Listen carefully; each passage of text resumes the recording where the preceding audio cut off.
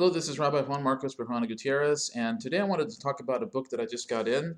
It's called Dissident Rabbi, The Life of Jacob Sasportas by Yaacob Dweck by Princeton University. I have not had a chance to read it yet. It just came in.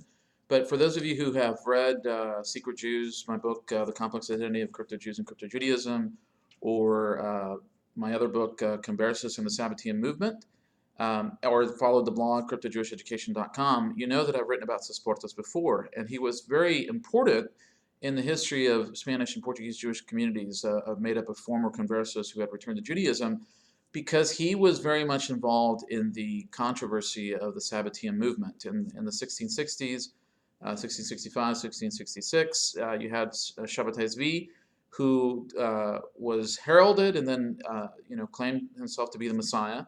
And for whatever reason, and there are many reasons that I discussed, but for various reasons, the idea of his messianic claims spread like wildfire throughout Jewish communities that were composed of former Conversos. They were descendants of Anusim, and they espoused the messianic ideas behind Sabbatai movement.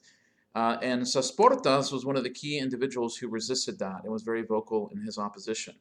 And he describes some of the events that occurred in different communities where there were former conversos, and Sabbatai claims were wholeheartedly accepted. So he was sort of a lone dissident voice, and this book is going to delve into that. It's interesting because in the Chavara that I am the rabbi for, Chavara Zocha Israel, we sometimes sing a song called Yavendra, Yavendra el Señor de la Redención. It's a song that says basically the Messiah will come, talking about the future redemption. But interestingly, in the midst of the Sabbatean controversy, when Sabbatai movement was in full swing, some changed the lyrics, if you will, the words, to say "Ya viene," here comes. The Redeemer, the Messiah, is coming now, and the implication was, of course, that it was Sabbatai. So you can see how much of an impact Sabbatai had, that even liturgical components of the synagogue service were being changed. And again, Jacob Sasportas was in the middle of that, documenting this and trying to confront this to the best of his ability. So, I'm very excited about this book. I mean, it's a huge work.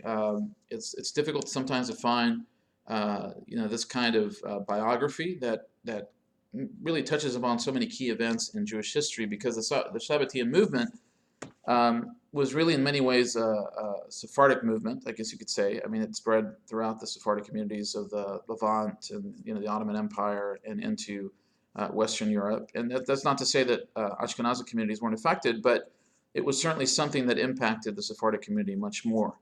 And so I just wanted to relate that, just a quick video. I'll put the link up to the book in the description.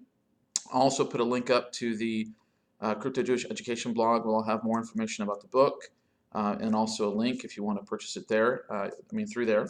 And as always, if you like the videos, please subscribe. I'm trying to add as much content as possible, even as I work to produce more literature, more blog posts, more videos.